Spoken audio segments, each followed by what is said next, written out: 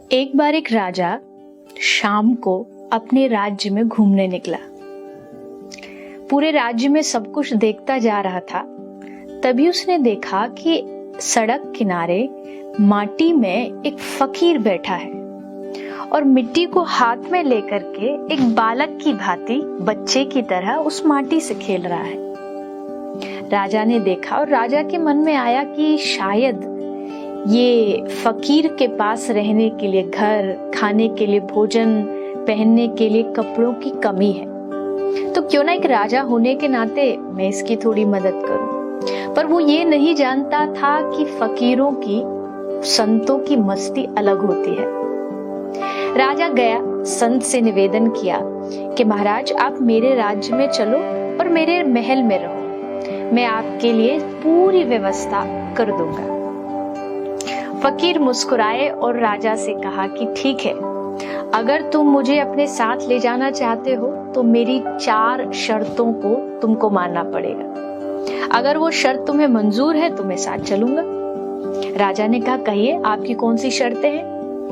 फकीर ने कहा मेरी पहली शर्त, मैं खूब सोऊंगा लेकिन तुम नहीं सोओगे।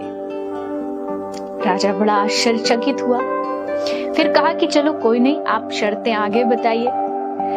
फकीर ने कहा मेरी दूसरी शर्त है कि मैं खूब खाऊंगा पर तुम नहीं खाओगे। और मेरी तीसरी शर्त है मैं अच्छे अच्छे वस्त्र पहनूंगा पर तुम नहीं पहनोगे। और मेरी चौथी सबसे महत्वपूर्ण शर्त है कि 24 घंटे तुम मेरे पास रहोगे और मुझे छोड़ करके कहीं नहीं जाओगे। अब राजा ये सुनकर के हंसने भी लगा और गुस्सा भी आया।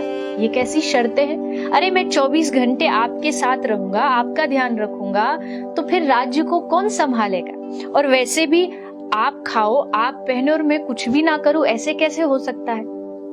तो फकीर ने मुस्कुराते हुए कहा ये चारों शर्त तुम नहीं कर सकते, मैं तुम्हारे साथ नहीं चल सकता। क्यों? क्योंकि तुम एक राज्य के बादशाह हो और तुम मुझे ये देने के लिए तैयार नहीं हो। पर तुम जानते हो मेरा बादशाह यानी मेरा भगवान ये सब शर्तें मंजूर करता है। वो खुद नहीं खाता पर मुझे खिलाता है, वो खुद कभी नहीं सोता पर मुझे सुलाता है, और सबसे बड़ी बात 24 घंटे हर क्षण हर श्वास में वो मेरे साथ रहता है। वो भगवान मुझसे कभी दूर नहीं जाता। तो जब मेरे पास इतना बड़ा बादशाह है तो मैं तेरे साथ चल करके क्या करूं?